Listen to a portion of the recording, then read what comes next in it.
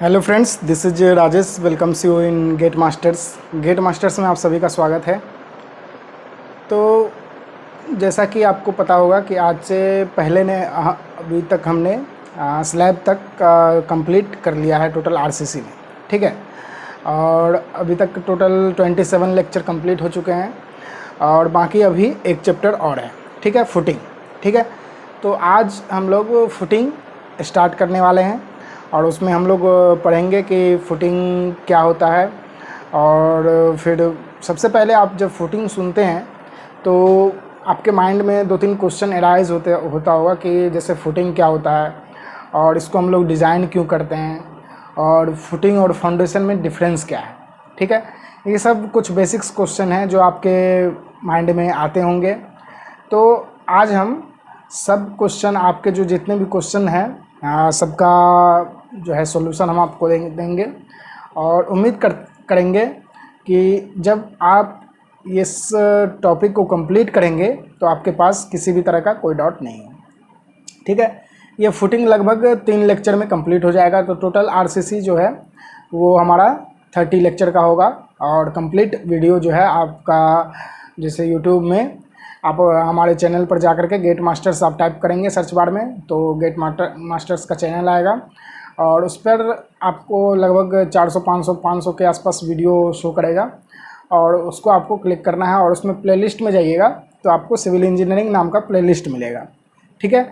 उस प्लेलिस्ट में जा कर के आप जो है सारा वीडियो आप देख सकते हैं, वहाँ पे सब वीडियो अवेलेबल है, ठीक है। उसके बाद जब आरसीसी हमारा कंप्लीट हो जाएगा तो हम प्री स्ट्रेस स्टार्ट करेंगे, प्री स्ट्रेस कंक्रीट, और उसमें भी अच्छे से पढ़ाई करेंगे उसका भी, ठीक है। तो आइए बिना कुछ देरी किए हुए हम स्टार्ट करते हैं। और इससे पहले हम आपको बताना चाहेंगे कि प्लीज़ अगर आपको वीडियो अच्छा लगे तो प्लीज़ वीडियो को लाइक कर दीजिएगा ज़रूर और शेयर भी ज़रूर कर दीजिएगा। इधर आप फेसबुक पर देख रहे हो या फिर यूट्यूब पर देख रहे हो, और फेसबुक पर देख रहे हैं तो प्लीज़ अगर आपने अभी तक पेज को लाइक नहीं किया है तो प्लीज़ पेज को भी लाइक कर दीजिए। और यूट्यूब पर देख रहे हैं और अभी तक आपने यूट्यूब के चैनल को सब्सक्राइब नहीं किया है तो प्लीज़ चैनल को भी सब्सक्राइब कर दीजिए। तो आइए स्टार्ट करते हैं। सबसे पहले फुटिंग जो है उसको हम लोग देखते हैं कि फुटिंग जैसे अभी तक हमने टोटल क्या क्या पढ़ा है। स्लैब पढ़ा है, पिछले क्लास में हमने स्लैब को कंप्लीट किया है। उससे पहले हमने कॉलम पढ़ा था, ठीक है, कॉलम और बीम, ठीक है। ये बीम पढ़ा था, फिर कॉलम पढ़ा था और फिर जो आज जो है हम लोग स्लैब को ये फुटिंग जो है फुटिंग को पढ़ेंगे, ठीक है। तो इस फुटिंग, देखिए फुटिंग का काम क्या होता है। जैसे स्लैब पर हमारा लोड आ रहा है, ठीक है, स्लैब पर हमारा लोड आ रहा है, वो ट्रांसमिट होगा बीम पर या फिर कॉलम पर डायरेक्ट। अगर बीम पर होगा तो बीम भी कॉलम पर ही डालेगा और फिर ये कॉलम जो है इसको ट्रांसमिट करेगा फुटिंग में, और फुटिंग फाइनली जो है ये इस लोड को जो सॉइल है इसमें, पूरा सॉइल इसमें ट्रांसमिट करेगा, ठीक है। तो फाइनली क्या होता है, जितना लोड हमारे स्लैब के या फिर सुपर स्ट्रक्चर पे पड़ रहा है वो फाइनली बीम, कॉलम और फुटिंग होते हुए जो है हमारा सॉइल में ट्रांसफ़र हो जाता है ये लोड, ठीक है। तो बेसिकली हमने अभी तक जो है स्लैब भी पढ़ लिया है और बीम भी पढ़ लिया हमने और कॉलम भी हमने कंप्लीट कर लिया है। यानी कि जो अर्थ के सरफेस, ये हमारा अर्थ का सरफेस रहेगा यहाँ पे, ठीक है। अर्थ के सरफेस का जो ऊपर का पार्ट है, ऊपर का जो सुपर स्ट्रक्चर है वो हमने कंप्लीट कर लिया है। और अब बारी है नीचे का, यानी कि अर्थ के सरफेस के अंदर जो स्ट्रक्चर बनाया जाता है उसके बारे में डिस्कशन करने का अब टाइम है, तो उसको भी हम लोग अच्छे से पढ़ेंगे। तो यहाँ पे फुटिंग की बात आती है। फुटिंग जब आता है तो आपके सामने फुटिंग और फाउंडेशन दो टाइप के जो है यहाँ पे टर्म आते हैं। तो फर्स्ट है कि फुटिंग क्या होता है और फाउंडेशन क्या होता है। अभी हम लोग इस स्टेज में मान करके चलेंगे कि फुटिंग और फाउंडेशन दोनों सेम है, ठीक है। तो फुटिंग और फाउंडेशन अगर दोनों सेम है तो चलिए अभी मान लेते हैं फुटिंग और फाउंडेशन दोनों सेम है। तो फुटिंग और फाउंडेशन सेम है तो इसका डिज़ाइन हम लोग क्यों करते हैं। तो इसका डिज़ाइन मेनली हमने आपको बताया कि इसका डिज़ाइन जो है, जो लोड हमारे स्ट्रक्चर पे लोड हो या फिर बेंडिंग मोमेंट हो या फिर कोई फोर्स हो, वो अगर अप्लाई हो रहा है तो उसको सस्टेन करना, ठीक है। किसी भी तरीके से उसको सस्टेन करना, और किसी भी और जो रिएक्शन अप्लाई भी हो रहे हैं तो वो सबको यहाँ पे सस्टेन करना, और साथ ही कोई सेटलमेंट हो, अगर कोई सेटलमेंट हमारे स्ट्रक्चर में आ रहा है तो उसको यूनिफॉर्म बनाना। ठीक है, ऐसा नहीं कि यहाँ पे ज़्यादा सेटलमेंट हो जाए, यहाँ पे कम हो जाए। अगर सेटलमेंट होगा तो यूनिफॉर्म सेटलमेंट होगा, और जितना भी स्ट्रेस इस पर पड़ेगा, ठीक है, जो हमारे जो फुटिंग पे जो जितना भी स्ट्रेस आएगा टोटल फाइनली, उसका जो स्ट्रेस का वैल्यू है, जो बियरिंग कैपेसिटी होता है, net bearing capacity of soil का जो नेट बियरिंग कैपेसिटी है उससे कम ही रहना चाहिए। ठीक है, उसको कम रखने का। इसको हम लोग कम कैसे रख सकते हैं? डेप्थ ऑफ फाउंडेशन को बढ़ा करके। ठीक है, डेप्थ ऑफ फाउंडेशन को अगर बढ़ाएंगे तो जो है उसका स्ट्रेस गेन करने का कैपेसिटी बढ़ेगा, और इस तरीके से हम लोग जो है उसको बियरिंग कैपेसिटी ऑफ सॉइल से कम रख सकते हैं। ठीक है, तो यहाँ पे ये बात आती है। और अभी अब आता है कि फाउंडेशन जो है वो कितने टाइप के होते हैं। जो फाउंडेशन है, फाउंडेशन के बारे में, फाउंडेशन का डिज़ाइन कैसे किया जाता है, अगर आपको लिखना है तो आप लिख सकते हैं कि foundation shall be designed to sustain the applied load moment force and the reactions. ठीक है, to ensure that any settlement which may occur shall be nearly uniform as possible and safe bearing capacity of the soil is not exceeded। मतलब जो हमारा load है उस पर load, bending moment या फिर फोर्स रिएक्शन कुछ भी अप्लाई हो तो उसको सस्टेन करना इसका काम है फाउंडेशन का। साथ ही कोई डिफरेंशियल सेटलमेंट हो तो उसको यूनिफॉर्म बनाना। और तीसरी बात क्या था? तीसरी बात थी कि जो इस पर स्ट्रेस आ रहा है उसको बियरिंग कैपेसिटी ऑफ सॉइल से कम रखना। ठीक है, इतना कुछ काम है फाउंडेशन का। फाउंडेशन को मेनली दो टाइप में क्लासीफाई किया गया है, एक शैलो फाउंडेशन, एक डीप फाउंडेशन। ठीक है, तो टाइप ऑफ फाउंडेशन यहाँ पे हम लोग देखेंगे। फर्स्ट हो गया शैलो फाउंडेशन,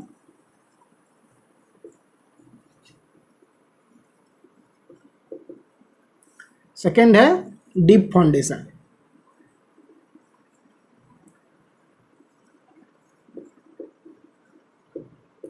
शैलो फाउंडेशन और डीप फाउंडेशन।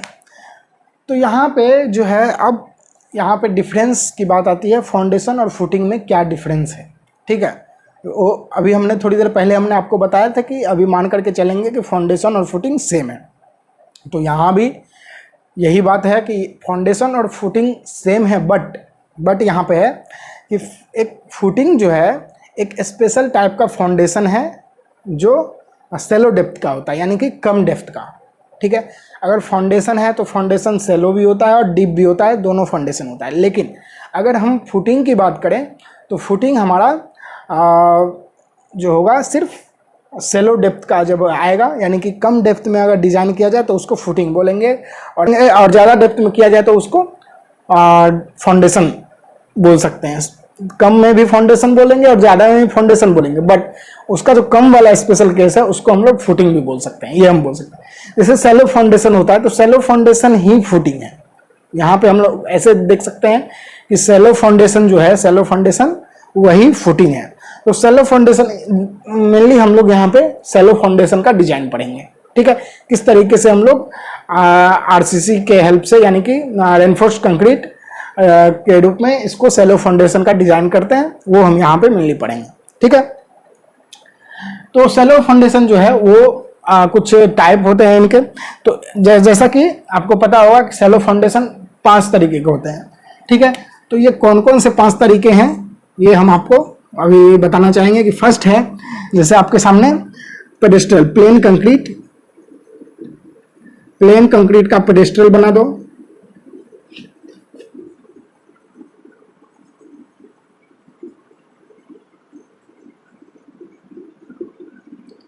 प्लेन कंक्रीट का पेडेस्ट्रल फुटिंग। ठीक है, सेकंड है isolated footing.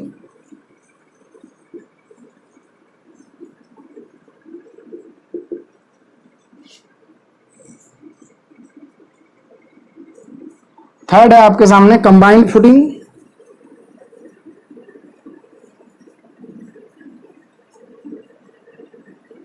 Combined footing, fourth है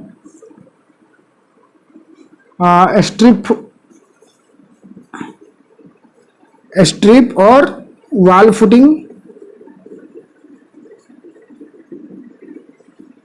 and last one is fifth, ये है राफ्ट और mat footing.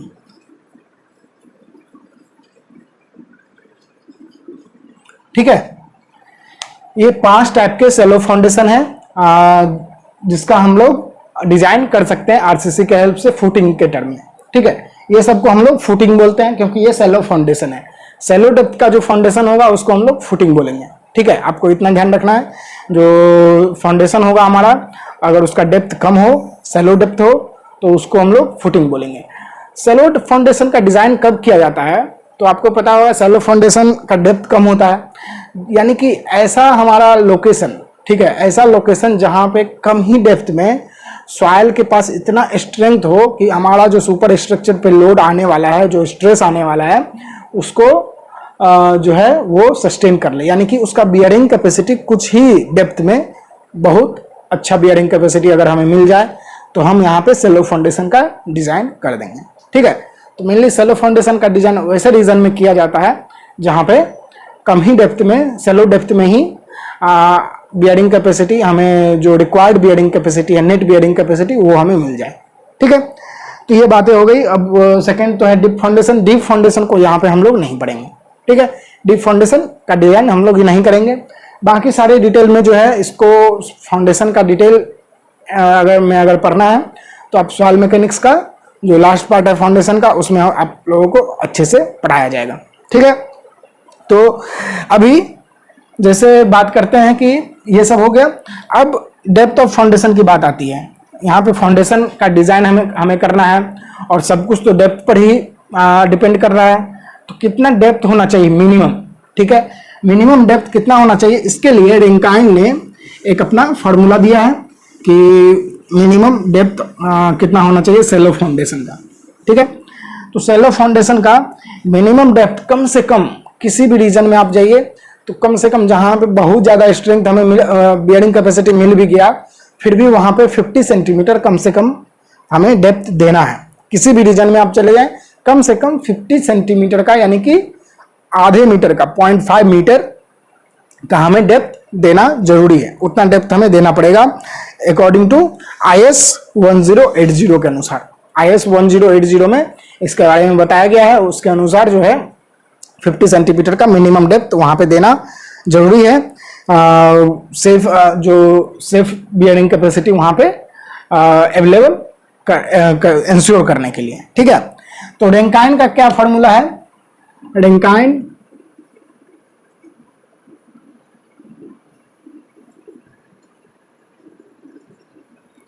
For minimum depth,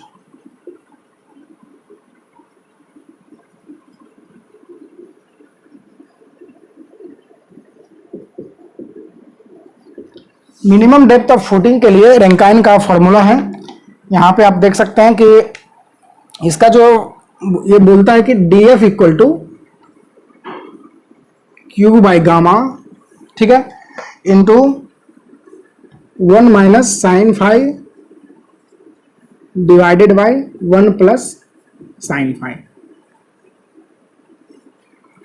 ठीक है, इसका स्क्वायर ये होता है रेंकाइन के द्वारा दिया हुआ ये फॉर्मूला है। यहाँ पे Q जो है, Q आपको बताएगा ग्रॉस बियरिंग कैपेसिटी। ठीक है, एक होता है नेट बियरिंग कैपेसिटी, एक होता है ग्रॉस बियरिंग कैपेसिटी, एक होता है सेफ बियरिंग कैपेसिटी, एक होता है नेट सेफ बियरिंग कैपेसिटी। तो आपको इसके बारे में डिटेल जो है आप सॉइल मैकेनिक्स में पढ़ेंगे। यहाँ पे हम जानेंगे जो ग्रॉस है, यानी कि जो लोड उस पर पड़ रहा है वही उसके कारण जो बियरिंग कैपेसिटी होगा वो हमारा ग्रॉस बियरिंग कैपेसिटी होगा। ठीक है, और जो हम लोग डिजाइन करते हैं वो नेट बियरिंग कैपेसिटी पे। ठीक है, तो इस तरीके से हम इसको देख सकते हैं। ये जो है हमारा Q है, ये gross bearing capacity,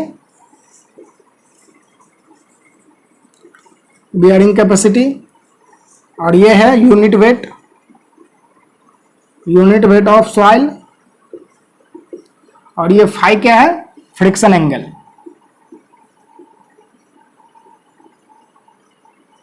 friction angle बोलिए या फिर एंगल ऑफ रिपोज बोलिए, एंगल ऑफ फ्रिक्शन बोलिए, सब सेम है, सॉइल का है, ठीक है। और ये क्या है, minimum depth of footing, minimum depth of footing, ठीक है। ये कुछ बातें हो गई, इसके रैंकाइन के द्वारा ये फॉर्मूला दिया गया है। उसके बाद हम लोग जो ये बेसिक है इतना आपको जानना जरूरी है इसके बारे में, ठीक है। उसके बाद हम लोग डिजाइन पे डायरेक्ट आएंगे कि डिजाइन हम लोग कैसे कैसे करते हैं, ठीक है।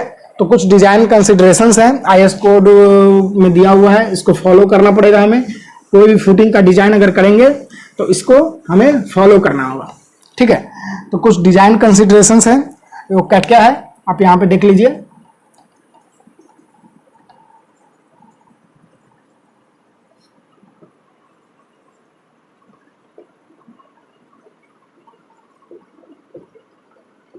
Design consideration of footing first हम लोग सबसे पहले क्या करेंगे, नॉमिनल कवर के बारे में जानेंगे कि मिनिमम नॉमिनल कवर हमें कितना देना है। तो इसके बारे में पहले भी हमने बता दिया आपको, मिनिमम नॉमिनल कवर, इसके बारे में हमने पहले भी बता दिया, लेकिन फिर भी आज हम आपको फिर से बताएंगे।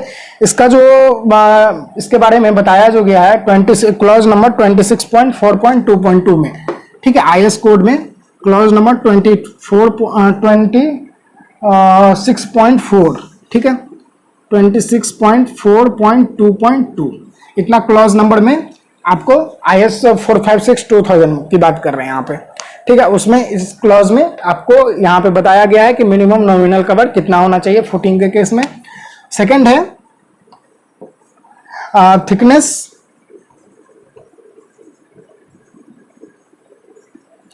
Of the edge of footing, ठीक है। यानी कि एज, फुटिंग का जो एज होता है उसका थिकनेस कितना होना चाहिए, उसके बारे में जो है क्लॉज नंबर 34.1.2, ठीक है, क्लॉज 34.1.2 एंड 34.1.3 में, ठीक है। इसके बारे में यहां बताया गया है। थर्ड है आपका क्रिटिकल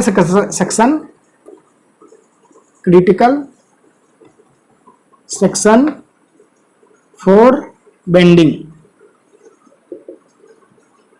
इसके बारे में जो है क्लॉज 34.2 में बताया गया है। यहाँ पे आप आईएस कोड निकाल करके आप देख लीजिएगा, ठीक है। यहाँ पे एक एक को हम लोग यहाँ पे बात करेंगे, एक एक का डिस्कशन करेंगे हम लोग डिटेल में यहाँ पे, ठीक है। आपको घबराने की जरूरत नहीं, ऐसा नहीं है कि हम यहाँ पे क्लॉज नंबर लिख करके स्किप कर देंगे, एक एक का वो हम लोग यहाँ पे डिस्कस करेंगे अच्छे से, ठीक है। यही तो है जो है, बस यही है फुटिंग के अंदर, यही हमें पढ़ना है और कुछ खास नहीं है।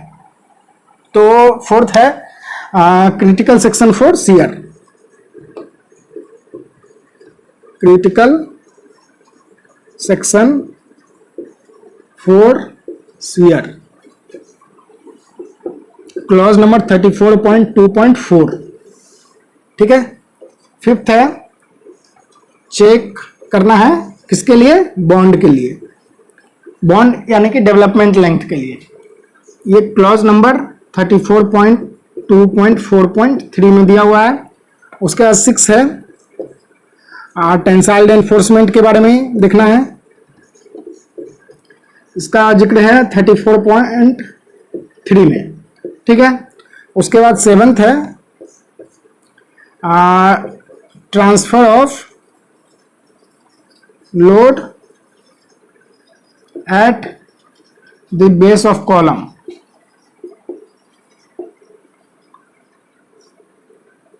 इसके बारे में जो है क्लॉज नंबर 34.4 में दिया हुआ है। Base of column means base of column में ट्रांसफर करना मीन्स बेस ऑफ कॉलम में क्या होता है, फुटिंग ही होता है, ठीक है। तो इस तरीके से हमारे पास टोटल 7 डिजाइन कंसिडरेशन है, जिससे हमें एक एक करके देखना है कि इसके अंदर क्या क्या हमें डिटेल में पढ़ना है, ठीक है। सबसे पहले देखना है कि नॉमिनल कवर हमें कितना लेना है अगर फुटिंग का डिजाइन करना हो तो, ठीक है। नॉमिनल कवर कितना लेना है वो हम प्रोवाइड करेंगे।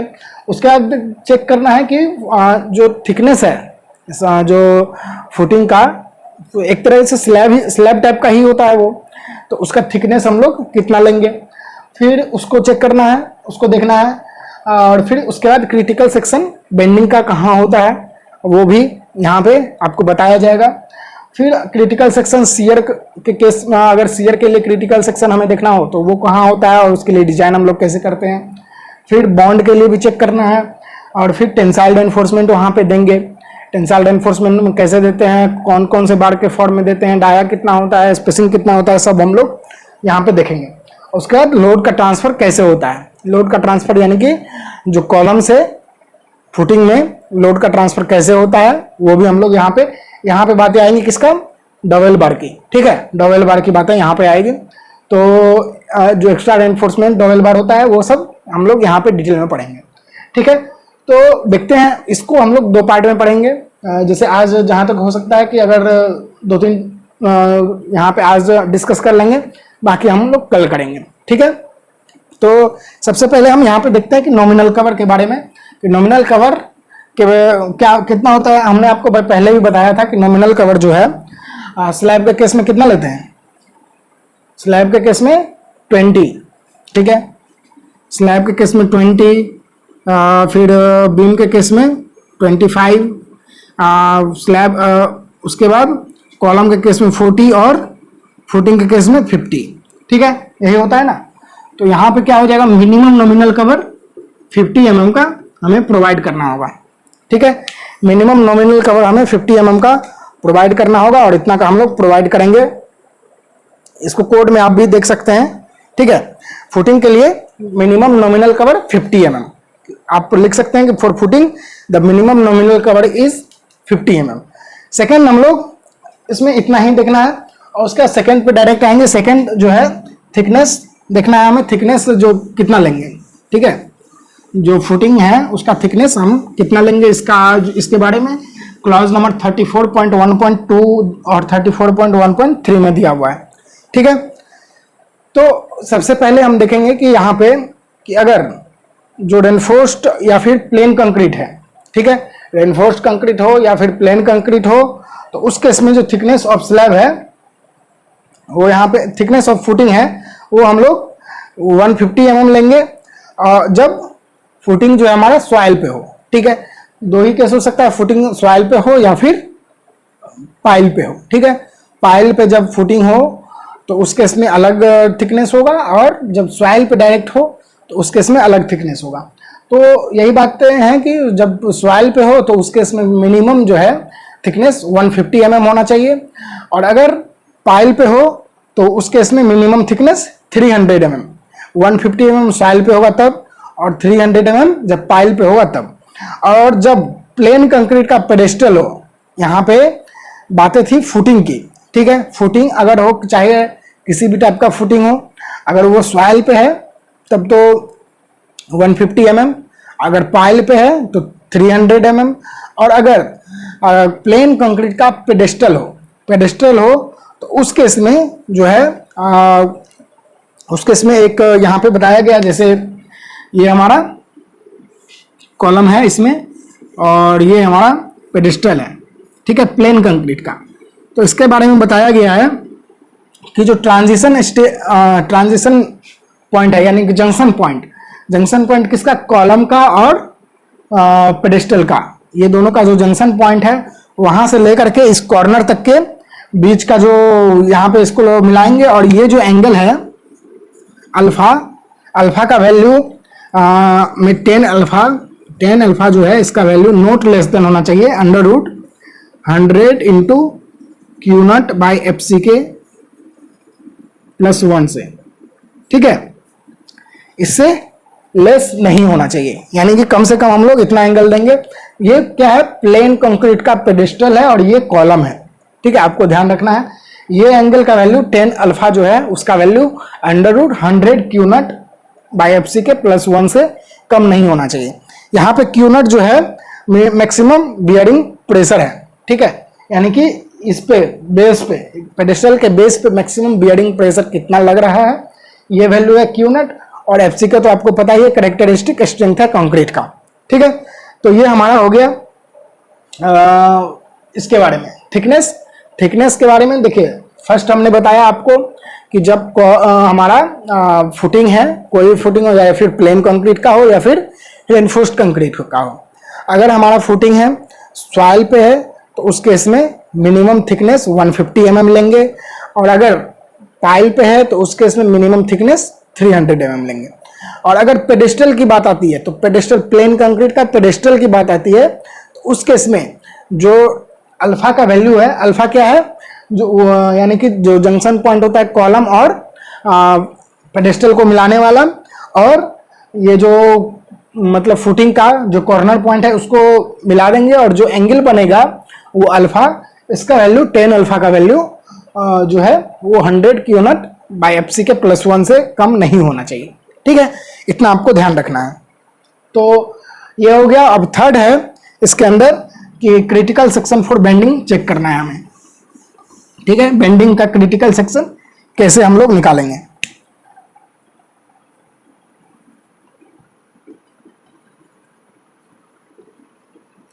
क्रिटिकल सेक्शन फॉर बेंडिंग, तो इसे देखना है हमें। क्रिटिकल सेक्शन जो है आइसोलेटेड कंक्रीट फुटिंग का टोटल 3 तरीके से हम लोग क्रिटिकल सेक्शन बेंडिंग के केस में हम लोग निकाल सकते हैं। आइसोलेटेड फुटिंग की बात कर रहे हैं, आइसोलेटेड फुटिंग का ही हम लोग जनरली डिजाइन करते हैं। ठीक है, तो इसमें जनरली 3 तरीके से हम लोग इसको बता सकते हैं। तो जब कोई फुटिंग है, ठीक है, कोई फुटिंग है, उसके ऊपर कॉलम हो या फिर पेडेस्ट्रल हो या फिर कोई आरसीसी वॉल हो, ठीक है, अगर ऐसा कोई हमारा फुटिंग है तो उस केस में जो क्रिटिकल सेक्शन होगा वो कहाँ पे होगा, जो अगर कोई कॉलम हो या फिर पेडेस्टल हो या फिर कोई आरसीसी का वॉल हो। ठीक है, तो ये तीनों केस में जो होगा हमारा कॉलम या फिर आरसीसी के वॉल और या फिर पेडेस्टल का जो सरफेस रहेगा, उस सरफेस को हम लोग, उस सरफेस पे हम लोग इसका बेंडिंग का क्रिटिकल सेक्शन एज्यूम करते हैं। और अगर यही बातें अगर मेसनरी वॉल आ जाए, ठीक है, अगर यानी कि जो फुटिंग है हमारा और उस पर अगर मेसनरी वॉल है तो उस केस में जो हमारा क्रिटिकल सेक्शन फॉर बेंडिंग होगा वो मेसनरी वॉल के जो सेंटर पॉइंट होता है वो और एज, ठीक है, मशीनरी वॉल का सेंटर पॉइंट और एज जो है वो दोनों के बीच का जो पॉइंट है यानी कि लाइन है, वहां पे हम लोग इसको मानेंगे। ठीक है, क्रिटिकल सेक्शन फॉर बेंडिंग। और अगर सर्कुलर या फिर ऑक्टागोनल हमारा ये है कॉलम है तो इस केस में जो है जो क्रिटिकल सेक्शन फॉर बेंडिंग होगा वो कहाँ पे होगा, वो जो है हमारा अगर उसके अंदर जैसे सर्कुलर है तो सर्कल के अंदर कुछ एक स्क्वायर होगा, उसके सरफेस पे लाई करेगा। अगर ऑक्टागोनल है तो उसके अंदर कुछ एक स्क्वायर आ सकता है, ठीक है, इंस्क्राइब्ड स्क्वायर, उसके सरफेस पे लाई करेगा। ठीक है, अब हम आपको दिखा देते हैं कैसे होता है। ठीक है, तो फर्स्ट है जैसे कोई है कॉलम,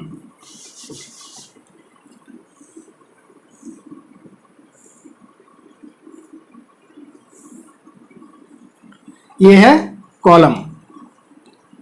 अगर ऐसा केस है तो यहां पे ये जो है हमारा क्रिटिकल सेक्शन फॉर बेंडिंग होगा।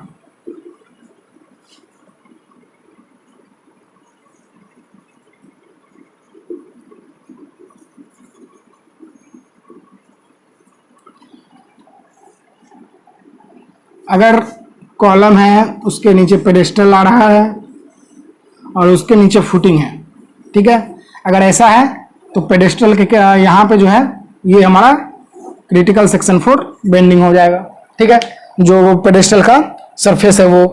अब उसके बाद अगर यहीं पे अगर इसी के तरह आरसीसी वाल आ जाता, इसी के सरफेस पे होता।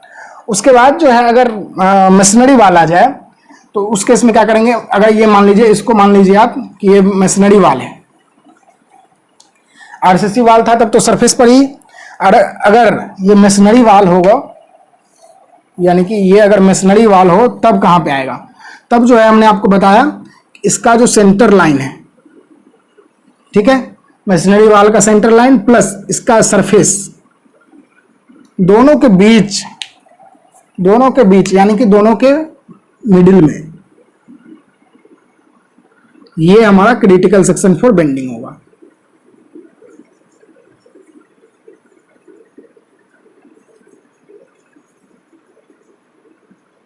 ठीक है, कोई दिक्कत नहीं। और अगर इसके अंदर अगर मान लीजिए कोई हमारा कॉलम, अगर उसके अंदर जो है ये प्लान हम इसका ले रहे हैं और इसके अंदर कोई ऑक्टागोनल या फिर सर्कुलर, मान लीजिए हम सर्कुलर ले रहे हैं, इसका जगह पे आप ऑक्टागोनल भी ले सकते हैं। ठीक है, अगर कॉलम हो, यानी कि ये हमारा जो है फुटिंग का, यानी कि जो फुटिंग है हमारा उसका प्लान है और इस पे हमारा ये जो कॉलम है वो दिख रहा है। ठीक है, ऊपर से सर्कुलर दिखेगा। तो इसका जो क्रिटिकल सेक्शन फॉर बेंडिंग होगा, इसके अंदर हम लोग एक स्क्वायर इंस्क्राइब करेंगे। ठीक है, ये स्क्वायर हो गया, इसके सरफेस पे लाई करेगा। ठीक है, ये हमारा होगा क्रिटिकल सेक्शन फॉर बेंडिंग। ठीक है, ये हमारा क्रिटिकल सेक्शन फॉर बेंडिंग हो जाएगा। तो इस तरीके से हमने 3 पॉइंट्स को यहाँ पे, 3 जो डिजाइन कंसिडरेशंस हैं उसको हमने यहाँ पे डिस्कस किया। और अब बचा हुआ है हमारे पास क्रिटिकल सेक्शन फॉर शियर के को देखना है। और फिर शियर के बाद हम जाएंगे आपका, यहाँ पे आप देख सकते हैं जो कि शियर के बाद हम लोग बॉन्ड चेक करेंगे, फिर टेंसाइल रेनफोर्समेंट और लोड का ट्रांसफर कैसे होता है बेस में, वो हमें देखना है। तो ये चारों को हम लोग कल के क्लास में डिस्कस करेंगे। आज हम यहीं रहने देते हैं। तो अगर आपको कोई दिक्कत है इसमें, आप हमें बताइए, और कोई डॉट हो तो आप हमें बताइए, कोई सजेशन हो वो भी आप हमें बताइए। और वीडियो अच्छा लगे तो प्लीज़ वीडियो को लाइक ज़रूर कर दीजिए और शेयर भी ज़रूर कर दीजिए अपने दोस्तों के साथ, ताकि सब आपके जितने भी दोस्त हैं सब इसको देख सके और ज़्यादा से ज़्यादा लोगों के पास ये फैलाइए, क्योंकि ये जो है बहुत ही ज़्यादा इंपॉर्टेंट टॉपिक है, क्योंकि बहुत जगह नहीं पढ़ाया जाता ये फुटिंग अच्छे से। तो यहाँ पे जैसा हमें लगता है कि आपको ये इतना डिलीवर किया जा रहा है कि ताकि आपको, आपके सामने कोई भी क्वेश्चन है, न्यूमेरिकल है या फिर कोई एग्जाम में भी क्वेश्चन है, वो आपसे छूटे हैं। ठीक है, तो सब बात को हम यहाँ पे डिस्कस करेंगे। तो आज हम यहीं रहने देते हैं। तो मिलते हैं अपने नेक्स्ट वीडियो में, जिसमें हम लोग बाकी के जो 4 डिजाइन कंसिडरेशंस है उसको हम लोग पढ़ेंगे। ठीक है, तो आज के लिए इतना ही। तो उम्मीद करते हैं ये वीडियो जो है आपके लिए थोड़ा बहुत जो हेल्पफुल रहा होगा और अच्छा लगा होगा। प्लीज़ अगर ऐसा है तो प्लीज़ वीडियो को लाइक शेयर कर दीजिए। और चैनल पर पहली बार हैं या फिर आपने अभी तक चैनल को सब्सक्राइब नहीं किया है तो प्लीज़ हमारे यूट्यूब चैनल को सब्सक्राइब जरूर कर लीजिए। और फेसबुक के पेज को अगर आपने अभी तक लाइक नहीं किया तो प्लीज़ उसको भी लाइक कर दीजिए। तो मिलते हैं नेक्स्ट वीडियो में। तो ठीक है फ्रेंड्स, थैंक यू।